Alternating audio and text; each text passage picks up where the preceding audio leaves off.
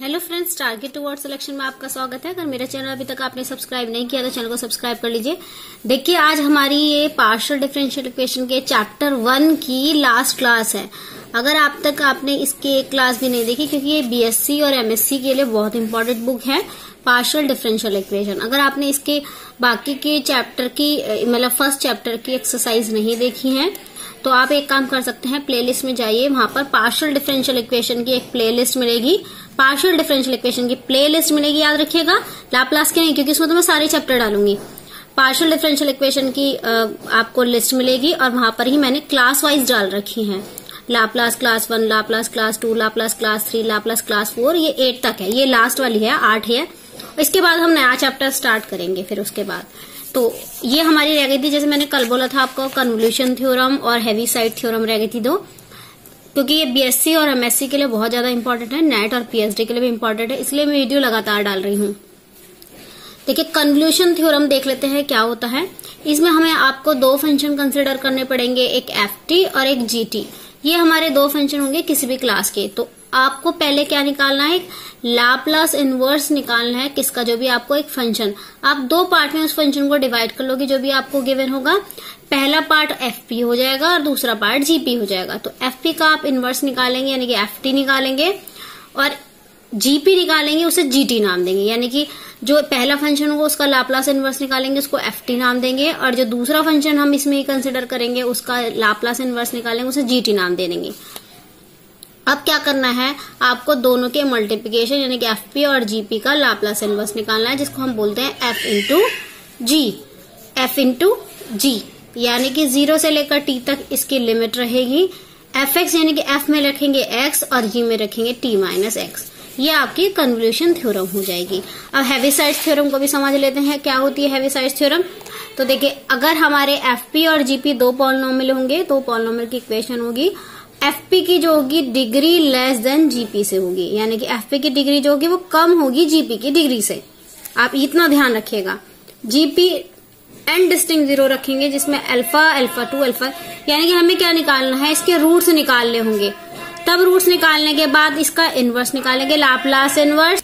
तो देखिए, हमें ये Laplace inverse FP upon GP निकालना है, और हमें ये एफ यानी कि एफ का जो आपका वो जितने भी आप रूट्स निकालोगे फंक्शन पे रखोगे, और ये जी डैश पे रखोगे। यानी हमें दो चीजों की जरूरत पड़ेगी, एक फंक्शन की और एक जी डैश की। तो आइए, ये थी हमारी थ्योरम। अब हम इन पर क्वेश्चन स्टार्ट करते हैं। हेविसाइड्स का हम एक क्वेश्चन कराएंगे और कन्वोल्यूशन थ्योरम के हम 2 क्वेश्चन कराएंगे, यानी कि टोटल 3 क्वेश्चन कराएंगे, और ये इंपॉर्टेंट टॉपिक है। तो आइए स्टार्ट करते हैं अपने क्वेश्चन को। अब देखिए, पहले मैं हेविसाइड का क्वेश्चन करा देती हूँ। एक हेविसाइड का क्वेश्चन, ये हेविसाइड थ्योरम हमें अप्लाई करनी है, और क्वेश्चन है हमारा Laplace inverse p + 5 upon p + 1 and p² + 1। ठीक है, ये हमारा क्वेश्चन है। तो जैसे मैंने कहा था, लाप्लास इनवर्स fp और gp की फॉर्म में होगा, तो fp कितना हो गया हमारा, p + 5, और gp हमारा कितना हो गया, जीपी हमारा हो गया p + 1 p² + 1। एक बार पहले फैक्टर करने से पहले मैं इसका मल्टीप्लिकेशन भी कर लेती हूँ। हो गया p की power 3 plus p plus p² + 1, यानी कि ये बन गया p की power 3 plus p² plus p + 1। Okay, अब हम इसका फैक्टर कर लेते हैं। तो फैक्टर अपने आप में है p + 1, इसको हम क्या सकते हैं, p + i and p - i, आप जानती हैं। तो यानी कि फैक्टर कौन कौन से बने, फैक्टर बन गए अल्फा 1, 3 मान लेती हूँ, -1 हो गया, अल्फा 2 कितना हो गया, i हो गया, और अल्फा 3 -i मान लेते हैं। ठीक है, इसको पहले ले लिया हमने, इसको यहाँ बाद में ले लिया, यानी कि 3 इसके डिस्टिंक्ट करके फैक्टर बने। कैसे बने थे, हमने जीपी = 0 लिया था, तब हमारे जाके ये फैक्टर बने। Okay, GP = 0। अब हम सीधा सीधा अपना फॉर्मूला रखते हैं by the Heaviside expansion. Heaviside expansion करते हैं, चलो। यानी कि लाप्लास इनवर्स किसका निकाल रहा है, p + 5 upon p + 1 and p² + 1 का। कैसे निकालेंगे, Laplace inverse of fp upon g dash p, fp upon g dash p निकालते हैं। चलो, पहला किस पर निकलेगा, -1 पर निकलेगा, क्योंकि -1 हमारा रूट है, हर रूट पे निकलेंगे, तीनों रूट पर, यानी कि f -1 पर और g' -1 पर। दूसरा किस पर निकलेगा, दूसरा निकलेगा i पर, यानी कि fi अपॉन g'। तीसरा किस पर निकलेगा, तीसरा निकलेगा -i पर, f -i upon g' -i रख लेते हैं। लेकिन साथ में याद रखेगा ये e की पावर भी चलता है, e की पावर t, e की पावर it और e की पावर -it। ओके, चलो शुरू करते हैं। हमारा p + 5, p की जगह हम क्या रख रहे हैं, -1, तो क्या आ जाएगा, -1 + 5 अपॉन, ठीक है, g' यानी कि ये हो गया, इसका निकाल लेते हैं g', ये तो gp था, g' कितना हो गया, 3p² + 2p + 1। ओके, अब इस पर हम -p की वैल्यू कितनी रखेंगे, -1 रखेंगे, रख लेते हैं। ये हो गया 3, क्योंकि -1 का स्क्वायर +1 होता है, -2 + 1 e की पावर -t प्लस दूसरा लिखेंगे i + 5 अपॉन 3i² प्लस के 2i + 1 e की पावर it। तीसरा भी लिख लेते हैं, -i + 5 अपॉन 3i² माइनस के 2i + 1 और e की पावर -it। थोड़ा सा इसे और सॉल्व करके लिख लेते हैं। ये तो हो गया आपका 2 में से, ये हो गया आपका 4 अपॉन 3 में से गया 2, 2 से 2 दूनी 4 e की पावर -t। ओके, माइनस के 1/2। देखो पहले इसको पूरा ये खोल लेते हैं, क्योंकि देखिए -1 बन जाएगा। पहले इसको ऐसे लिख लेते हैं, i + 5 अपॉन -3 + 2i + 1। इसको थोड़ा सा और सॉल्व कर लेते हैं it को, यानी कि कितना हो गया आपका 2i -2, यानी कि 1/2 कॉमन लेते हैं, i + 5 हो गया अपॉन i 1 - i हो गया। अब इसके कॉन्जुगेट से मल्टीप्लाई कर लेते हैं दोनों तरफ, 1 + i e की पावर it। इसे सॉल्व करिए अभी, इसको बाद में कर लेंगे सॉल्व, यानी कि ये आपका हो जाएगा i² -1, यानी कि -1/2 तो चल ही रहा था। ये हो गया आपका 1 माइनस के i², यानी कि +2 हो जाएगा। ये +2 कर देती हूँ, और ये कितना हो जाएगा i + i² + 5 + 5i e की पावर it, यानी कि -1/2, ये -1 हो गया, ये क्या था आपका i, ये 6i और ये -1 यानी कि +4 अपॉन 1 - +1 2, यानी कि इसको अगर मैं 2 कॉमन ले लूं तो माइनस के, एक बार चेक कर लेते हैं, ये हो गया आपका 3, इसमें से कॉमन ले लेते हैं, ठीक है। ये आपका कॉमन क्या आएगा, इसे पूरा सॉल्व कर देती हूँ। तो इसमें ये कॉमन पूरा ले लेते हैं, यानी कि 2 हो गए, यहाँ से हमने 2 कॉमन ले लिया, 2 3i + 2 अपॉन 2 दूनी 4, 2 से 2 गया और e की पावर it। ये हो गया। अभी से भी सॉल्व कर लेते हैं।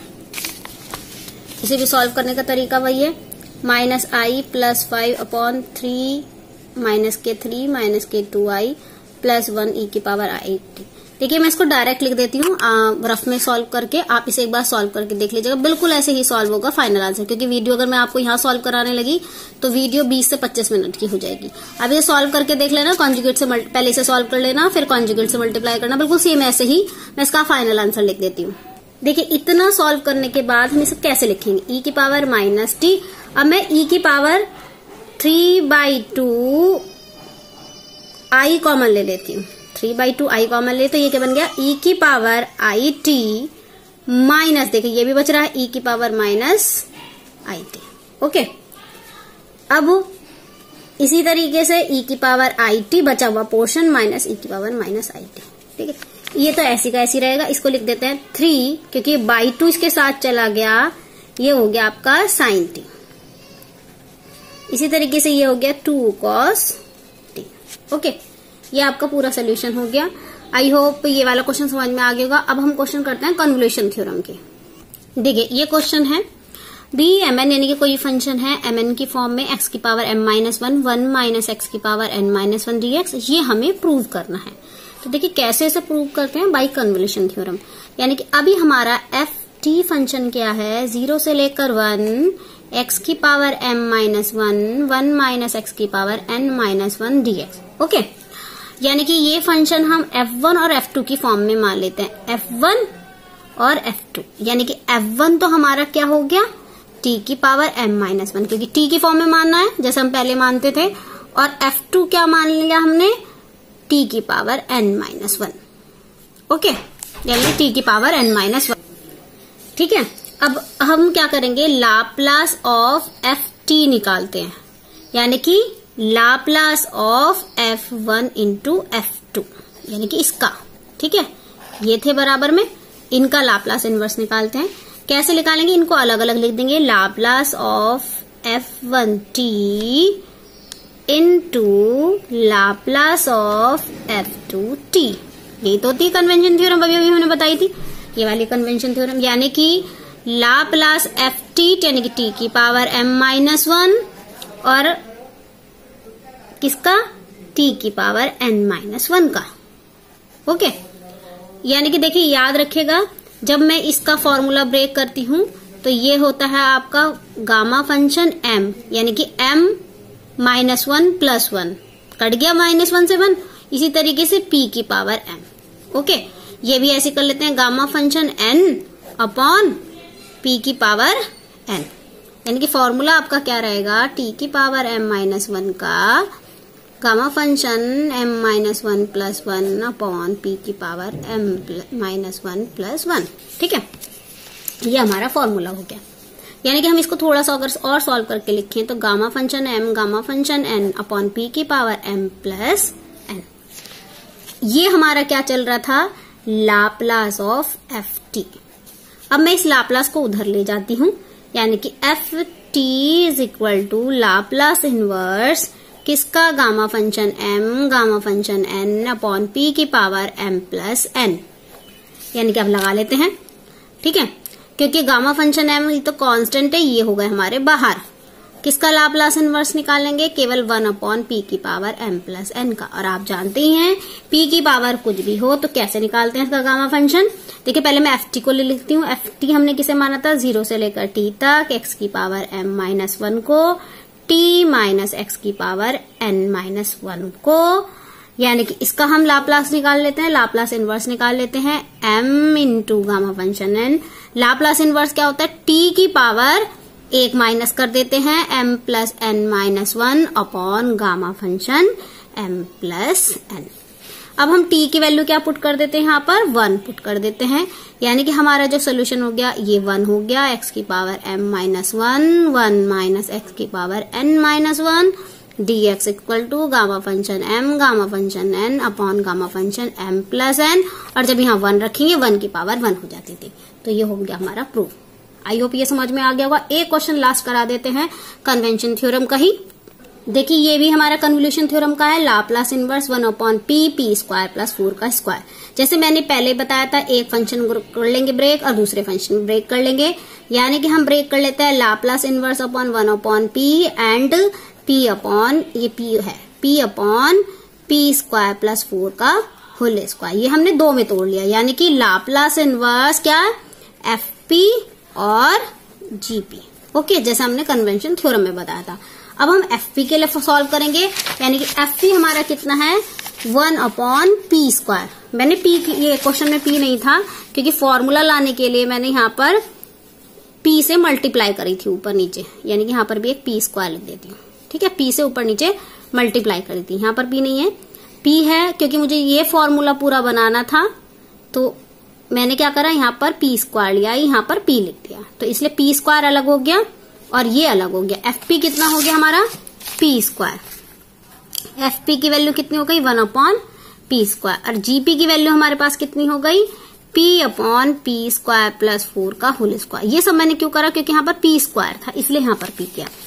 तो अब लाप्लास इनवर्स किसका निकाल दूं, fp का, यानी कि Laplace inverse of 1 upon p square कितना होता है आपका, आप जानते हैं ये होता है t, जिसे हमने कंसिडर कर लिया ft नाम से। ओके से अब हम इसका निकालेंगे, यानी कि gp किसका? Laplace inverse.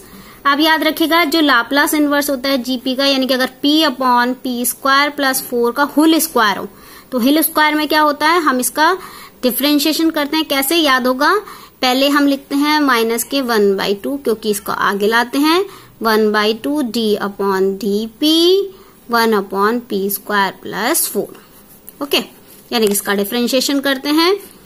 -1/2 ऑलरेडी बाहर आएगा, इसका फॉर्मूला अप्लाई कर लेते हैं। फॉर्मूले में क्या था? -1 की पावर 1 t की power 1 Laplace inverse of 1 upon P square plus 4, यानी कि इसका और सॉल्यूशन लगाते हैं 1/2 t, क्योंकि माइनस माइनस प्लस हो गए। किसका लाप्लास इनवर्स होता है? 1/2 साइन 2t का, क्योंकि 1/a साइन 8t का, यानी कि सोल्यूशन लिखेंगे 1/4 t साइन 2t, इसे नाम दे दिया gt का। अब हमारा फॉर्मूला कन्वेंशन थ्योरम लगा लें। कन्वोल्यूशन थ्योरम, कन्वोल्यूशन थ्योरम लगाते हैं। क्या होती है? Laplace inverse F P G P is equal to Laplace inverse G P F P, यानी कि g इंटू एफ।